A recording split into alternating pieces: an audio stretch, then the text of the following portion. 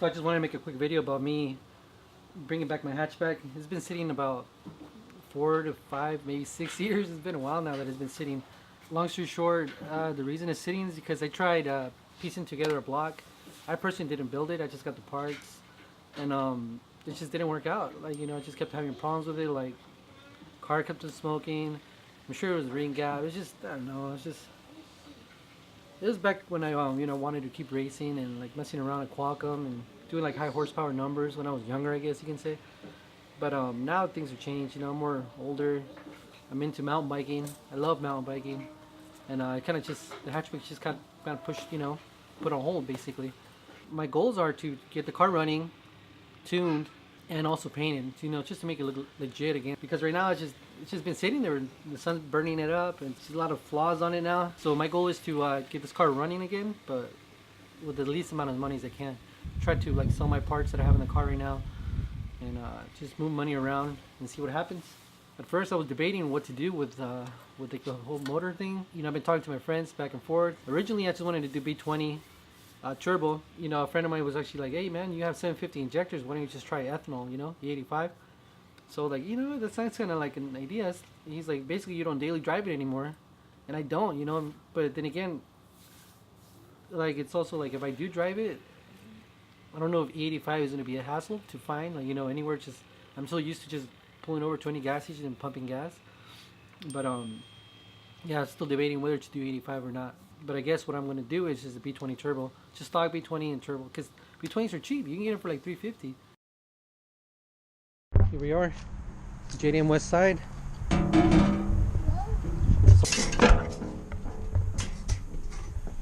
Oh shit, dude, you get some. Is it cool if I record it here? A little bit. Is it cool? Yeah. How you doing, man? Yeah, don't worry about it, man. Yeah, yeah. Come here, papá. Dame tu mano porque está resbaloso.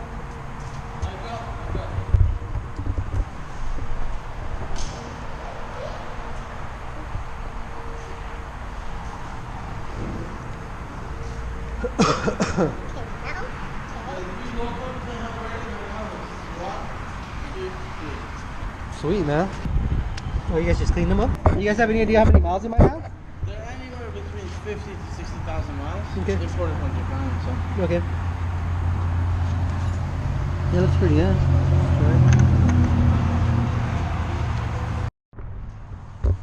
So as far as their customer service, it's pretty cool, man. The guy was chill. He explained to me what he does with all the motors. He compression tested both motors. They were both good. He's like super chill. He fucking hooked it up with a hat, some stickers. He's a cool guy, man. Like, overall, I'm very happy to come down here. Come on, papa. So we'll see. We're gonna load up the motors. See, hopefully they fit on my Xterra, and we'll go from there.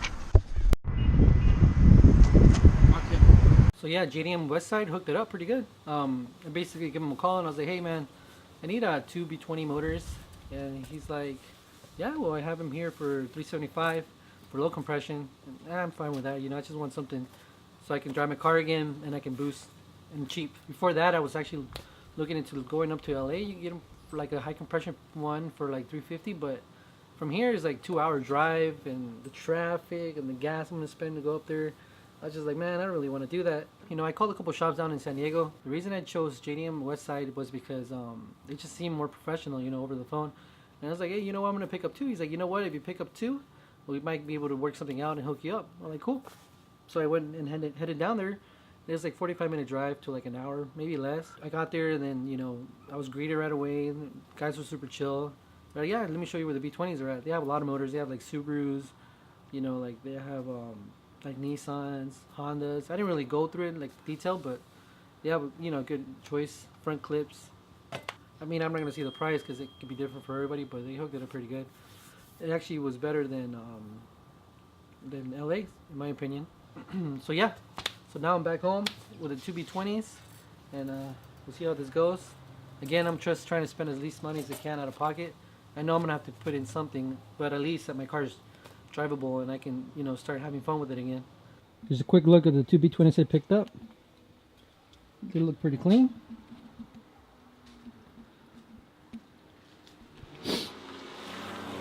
And here's my 1995 Civic hatchback SI. The SRS badge on it. It's on spring hard CPFs. Tires are pretty much messed up. They're all freaking dry from being in the sun. I have the Integra rear disc conversion on it. EG6 front disc conversion, which is like pretty much like the GSR, but it just has different calipers, and the pads seem to be a little thicker, like wider. That's what I meant. Here's a little bit of the inside of the car. RD wheel, NRG quick release, JDM center console, or the US center console, JDM cluster. Can you really see it? The Rennials. I have the JDM 4-door Integra seats. They're basically like the US Type R seats. They're black suede with the red stitching on it. So basically, like anybody who has a car sitting for a while, it becomes a storage area. Here's my X bar, my roll bar, representing Oceanside. And here's the engine bay. I know it's not the cleanest thing. I really didn't care about the engine bay. I was more about the performance kind of guy. As long as it ran and it was good. And I also believed that if my engine bay was dirty, the cops wouldn't even notice the swap. So I never got reffed, you know, knock on wood. But yeah, you can see the low compression pistons in there. Filled block build on that one. I already took the head off because I'm going to sell it.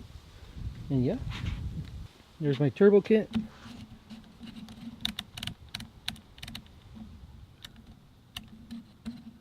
It's just sitting in there. Here's some of the parts I'm going to sell. It's a GSR intake manifold. It's a Skunk 2 one, first generation. That's before they made the plaque and before they started doing like replicas of them. My GSR head. The valve cover's seen better days, but the head's good. It's good condition. The RP head does.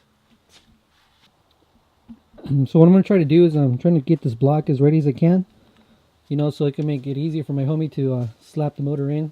He's actually going to do the swap for me because he knows that I can't do any bending over, picking up heavy stuff, so he's hooking it up with the labor part of it. He doesn't want to charge me or anything, but I'm going to hook him up with some parts that he might need for later builds. So yeah, we'll see how this goes.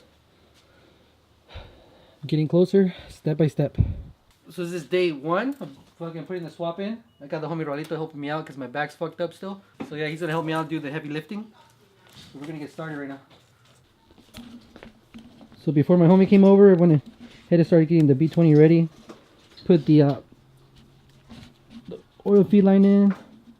I got a deal on the Fram filter. It doesn't really matter because after the first 100 miles or so, or maybe less, I'm going to swap out the oil again. Since the motor's been sitting for a while. I took out the axles already. The head's pretty much gone, so we're going to pull the motor pretty soon. Come on, slowly. Yeah, you fucking broke my radiator. Kid, it's a fucking good time. Clear way, Yeah. Slow.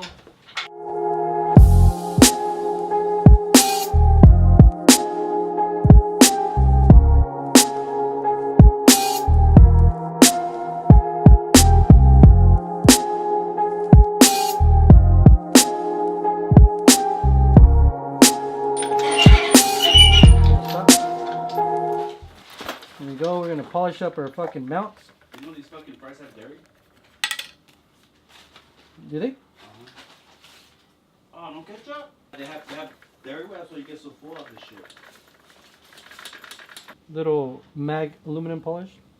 Fool, I had one of those, way. I got jacked. That's a fucking long time ago, wait. Let it go, fool. Fuck. Bitch, I hardly used it. I could have still had it. Yeah. That shit fucking cost me $8. And you just polish it up. $8 is $8. Show. Get shiny already. Hey, wait, $8 is $8 when you're not. Here we go. We got one mount kind of done. I'm not trying to be perfectionist or anything. Just trying to make it look better than it was before. Here it is. A little more shinier. Another one. See how it looks. All dull. Quick little polish.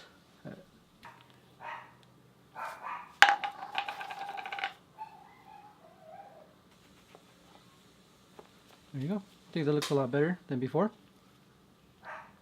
So since I have the 3 fucking bolt mount. We gotta swap out the fucking Post mount. the post mount. But we didn't want to take off the crank. So we were just gonna. We went ahead and made a notch.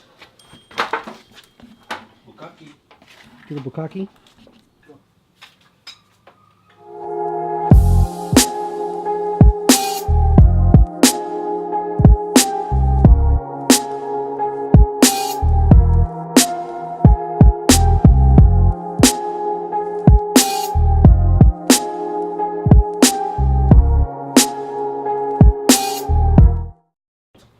Ahora sí. We didn't plug in the IAC, so here we go one more time. Here goes, way. Beautiful.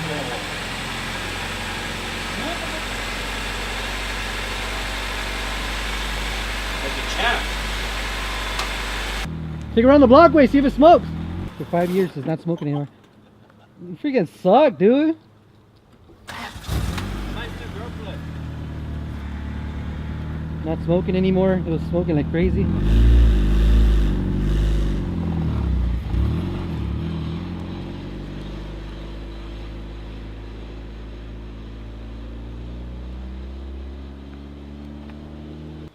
My friend Raul's hatchback, the guy that helped me out.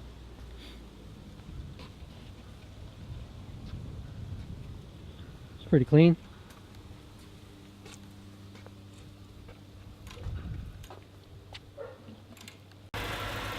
Finally running with no smoke. Sounds so crisp. It's a little rough on the paint.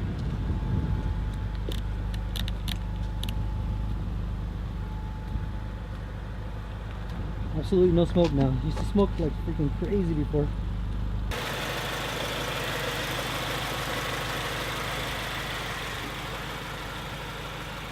Okay, so it's the next day. The swap went good. We really didn't have any issues with it. We just needed to get a couple things at the end. I ended up getting a new alternator belt because it didn't come with one, the B20. And for some reason I thought the GSR one was going to fit, but it didn't. It also lost the fuel bolt, the one that goes on the fuel filter. So that freaking, who knows where that's at, like disappeared out of nowhere. So that kind of held us back a little bit. Then I remember that I have a bucket full of like spare bolts and nuts. That's one thing you should always have. Just never throw bolts away. Always save them in a bucket or a little bin because you never know where you're gonna need them. So that helped me out this time. I found a spare one, put it back on. Everything was, everything was buttoned up. When I first cranked it, the car would turn on and everything. It would die down because I forgot to plug in the IAC. So as soon as we plugged that in, everything was smooth. It turned on, no overheating. We had a little leak of coolant here and there, just tying down the hose clamp. We're good to go. So now, the next step now is going to be getting tires for it because my tires are bad. I had no idea how bad they were.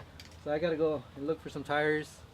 After that, I think I'm going to go for tune. So like I stated before, it's either going to be just some pump gas or on E85. I think I'm going to try and see if the 255 Walbro fuel pump and the 750 injectors is enough to pump E85 into the car safely.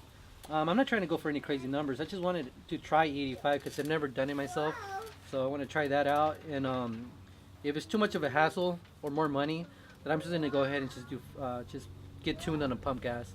Big shout out to JD Westside for hooking it up with the motors. The motors ran really good. It was in great condition. I'm glad they compression tested and everything because that gave me a peace of mind that the motor was good and healthy.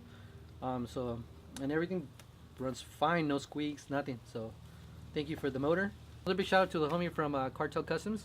He hooked it up with the oil pan, and he was always a phone call away if I had any questions regarding my swap and like little things that I might not remember because it's been a while. And then a big shout out to my homies, all my homies, especially Raulito because he's the one that came over here and actually did the heavy lifting for the most part of it. And a big shout out to all my friends because they're the ones that always kind of push me to do something with the car. And I think it was a combination of them pushing me and then another one that they're like kind of like leading by example, like building their cars, sending pictures. Because I kind of seen that kind of like makes me like, it pushes me a little more, to do something about it. And thanks to Mickey Mouse for hooking it up with the specialty tools that I needed to do the swap that I totally forgot about. But that helped out big time having all those tools in hand. So yeah, let's see how this goes. I don't know what's going to come first, either my tires or the tune. But I think I should get the tires going on first because I actually want to drive the car now, And with these tires, I don't feel confident at all because they're cracked, they're sunburned. So yeah, they're dried out. And yeah, so we'll see what happens.